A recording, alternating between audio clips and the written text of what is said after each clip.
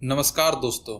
साल 1193 दुनिया में उस समय की सबसे बड़ी यूनिवर्सिटी नालंदा यूनिवर्सिटी, जिस पर बख्तियार खिलजी ने आक्रमण किया और उस समय की दुनिया की सबसे बड़ी लाइब्रेरी में आग लगवा दी और नालंदा यूनिवर्सिटी को बर्बाद कर दिया, जहां लगभग 10,000 छात्र पढ़ते थे, जो भारत के विभिन्न क्षेत्रों के अलावा कोरिया, जापान, चीन, तिब्बत, इंडोनेशिया और तुर्की जैसे देशों से आते थे, जहां करीब 2000 शिक्षक पढ़ाते थे। नालंदा यूनिवर्सिटी पर आक्रमण ही क्यों किया गया? वो ना तो किसी राजा का किला था और ना ही खजाना जमा किया हुआ कोई मंदिर, बल्कि वो तो शिक्षा के प्रचार प्रसार करने वाली एक शिक्षा की मंदिर थी। तो दोस्तों, आइए इस वीडियो के माध्यम से हम इन सभी सवालों का जवाब ढूंढने की कोशिश करते हैं।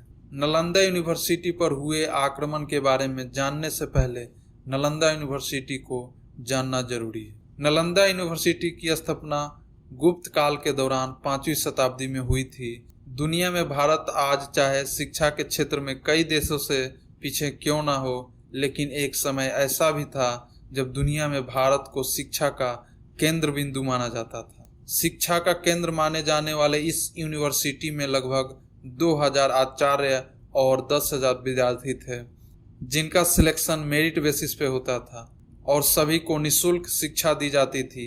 यह विद्यालय उस वक्त दुनिया का पहला आवासीय विद्यालय था। 12वीं शताब्दी में अफगान तुर्की शासक के सेनापति बख्तियार खिलजी ने नालंदा के आसपास के कुछ इलाकों पे कब्जा कर लिया था, परंतु कुछ दिनों बाद वो बीमार पड़ गया और उसके इलाज के लिए दूर दूर से हकीम बुलाए गए, परंतु उसके स्वास्थ्य में कोई सुधार नहीं हो रहा था। उसकी बीमारी बढ़ती ही जा रही थी। तो उसके जानने वालों ने नालंदा विश्वविद्यालय के आयुर्वेदा विभाग के प्रमुख आचार्य राहुल श्रीभद्र जी से दिखाने की सलाह दी, लेकिन बख्तियार खिलजी इस्लामिक कट्टरवादी था, इसलिए वह इलाज नहीं कराना चाहता था।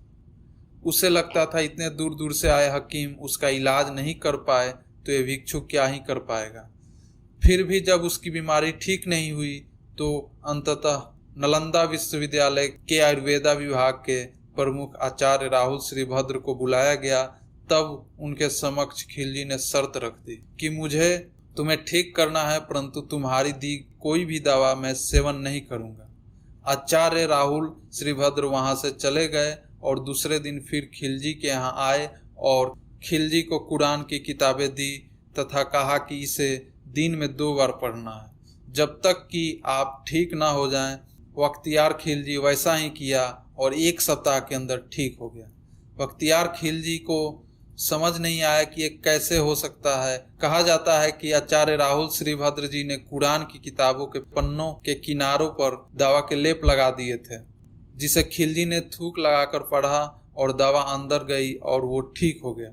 खिलजी और क्रोधित हुआ कि कैसे ये बौद्ध भिक्षु इस्लाम से आगे हैं। उस वक्त बौद्ध धर्म का प्रचार भी बहुत जोरों पर था, इसलिए खिलजी इस्लाम के प्रचार को बढ़ाने और बौद्ध धर्म को नष्ट करने के लिए बौद्ध धर्म का एकमात्र केंद्र को भी नष्ट करने के लिए नालंदा विश्वविद्यालय को जला दिया, जिसमें करोड़ों पांडुलिपि और किताबें जला दी गई और उसके साथ ही वहां के सभी निर्दोष विद्यार्थी तथा आचार्य को भी जिंदा जला दिया गया। दोस्तों, नालंदा यूनिवर्सिटी में कितनी किताबें रही होंगी, आप इसी बात से अंदाजा लगा सकते हैं कि लाइब्रेरी की किताबों को पूरी तरह से जलने में लगभग 6 महीने लगे थे। दोस्तों, नालंदा यूनिवर्सिटी की वो लाइब्रेरी जिसमें हजारों वर्षों की शोध की हुई रिसर्च पेपर की किताबें, जिससे भारत आज विश्व गुरु बन सकता था, वो सब जला दिया गया, जिसका भरपाई कभी नहीं हो सकता।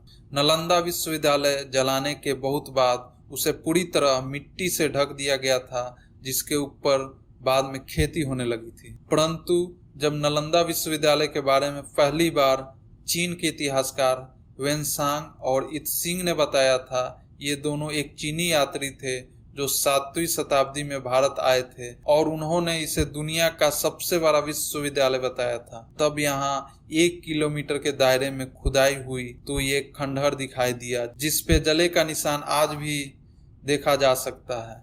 ये विश्वविद्यालय 10 से 12 किलोमीटर के दायरे में फैला हुआ था, परंतु 1 किलोमीटर में खुदाई हुई है। बाकी एरिया में आज भी खेती होती है। यहाँ के कुएं अब भी सुरक्षित हैं